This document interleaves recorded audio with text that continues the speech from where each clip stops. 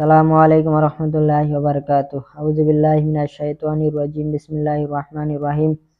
সম্মানিত দর্শকগণ, আপনারা কেমন আছেন? আশা করি ভালো আছেন। আলহামদুলিল্লাহ, আপনাদের দোয়ায় আমিও ভালো আছি।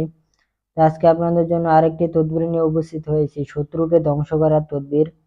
এই তদবিরটার মাধ্যমে শত্রুকে দুর্বল করে দিতে পারবেন এবং শত্রু আস্তে আস্তে শুকিয়ে যাবে এবং শত্রু পুরা শরীরে ব্যথা করবে এবং শাস্তি পাবে এই তদবিরটা যদি করতে পারেন আপনারা। বাড়ির আশেপাশে দেখা যায় অনেক শত্রু আছে, আপনি চিনেন আপনার শত্রু কেডা। ওই শত্রু কি করে, আপনি কোনো দোষ করেন নাই, মানুষে পাড়া দোষ কইয়া বেড়ায়, এই দোষ করছে ওই দোষ করছে, বানায় বানায় খালি মিথ্যা কথা বলে এবং বিভিন্ন ভাবে আপনার ক্ষতি করার চেষ্টা করে। তাহলে ওই যেই শত্রু আছে আপনার, ওই শত্রুকে আপনি এই তদবিরটার মাধ্যমে একবারে ধ্বংস করে দিতে পারবেন। শত্রু অসুস্থ হয়ে যাবে এবং শত্রু চরম শিক্ষা পাবে এই তদবিরটা যদি করেন। তো যারা আপনারা আমার এই ভিডিওটা দেখতেছেন, আমার চ্যানেলটা সাবস্ক্রাইব করে আমার পাশে থাকবেন এবং ভিডিওর নিচে কমেন্ট করে জানাবেন কোন বিষয়ে ভিডিও লাগবে। ইনশাআল্লাহ আমি ওই বিষয়ে ভিডিও দিব। আর তদবিরের ইজাজতের জন্য আপনারা চ্যানেলটা সাবস্ক্রাইব করবেন এবং ভিডিওর নিচে একটা কমেন্ট করবেন, তাহলে আমার তদবিরের অনুমতি আপনারা পেয়ে যাবেন। তো চলুন আমরা মূল আলোচনায় চলে যাই। তো আপনাদের কি করতে হবে, আটা দিয়া ময়দা দিয়া একটা পুতুল তৈরি করতে হবে। সেম মানুষের ল্যান, চোখ থাকবে, মুখ থাকবে, নাক থাকবে, হ্যাঁ, প্যাট, এগুলা সব সম্পূর্ণ একটা পুতুলের ল্যান আইক্যা বানাইবেন। মানুষের যা যা আছে সেম তা পুতুলের ভিতরে আইক্যা বানাবেন। একটা পুতুল বানাবেন। বানানোর পরে 7টা বাবলা কাটা লাগবে।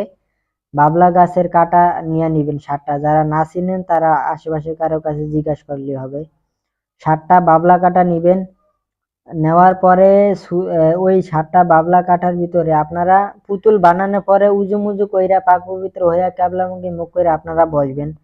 বসার পরে 7টা বাবলা কাটা নিবেন। নেওয়ার পরে সূরা ফিল, যেটা আলাম তারা সূরা বলে, সূরা ফিল, বিসমিল্লাহির রহমানির রহিম, আলাম তারা কাইফা ফাআলা রাব্বুকা বিআসহাবিল ফিল, আলাম ইয়াজআল কাইদাহুম ফি তাদলিল, وأرسل عليهم طيرا أبابيل ترميهم بحجارة من سجيل فجعلهم كعصف مأكول। এই সূরাটা 7বার পড়বেন। 7বার পড়ার পরে একটা কাটায় একটা ফু দিবেন। এভাবে 7টা কাটায় 7বার করে ফু দিবেন। ফু দেওয়ার পরে কাটা রেডি হয়ে গেল। তারপর আপনি কি করবেন, এই কাটা, এই 7টা কাটা আপনি কি করবেন, পুতুলের 2 চোখে 2টা কাটা গেড়ে দিবেন। তারপরে মুখের ভিতরে একটা গেড়ে দিবেন। তারপরে বুকের ভিতরে একটা গাড়বেন এবং পিঠের ভিতরে একটা গাড়বেন। তারপরে মাথায় একটা গাড়বেন, মাঝখানে মাথায় একটা গাড়বেন এবং পেটের ভিতরে একটা গাড়বেন।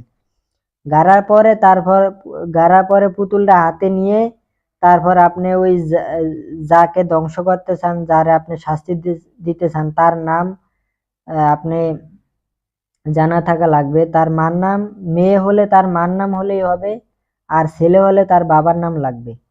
ঠিক আছে?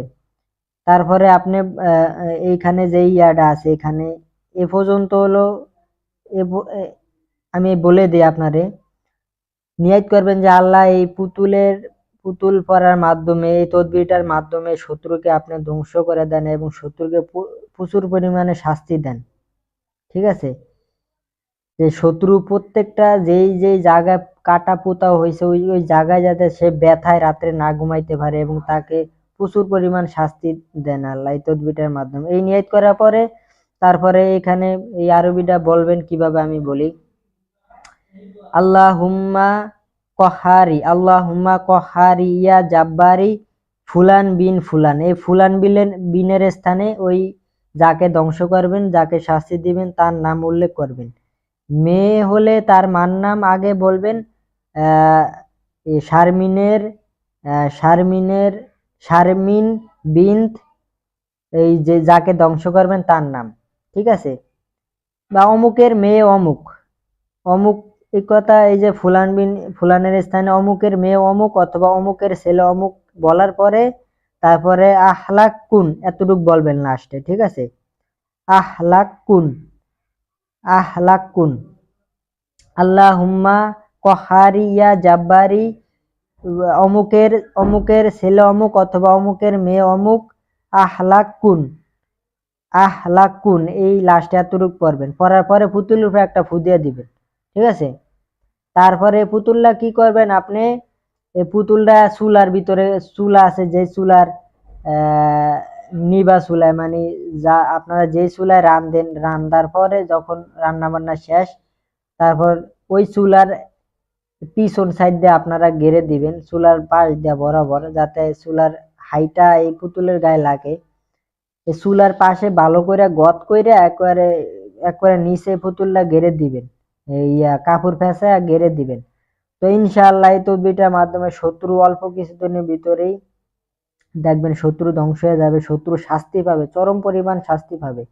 যেই যেই জায়গায় আপনারা এই কাঁটাগুলা গাড়া আছে, প্রত্যেকটা জায়গায় শত্রু এরকম প্রচুর পরিমাণ ব্যথা অনুভব করবে এবং রাত্রে ঘুমাইতে পারবে না।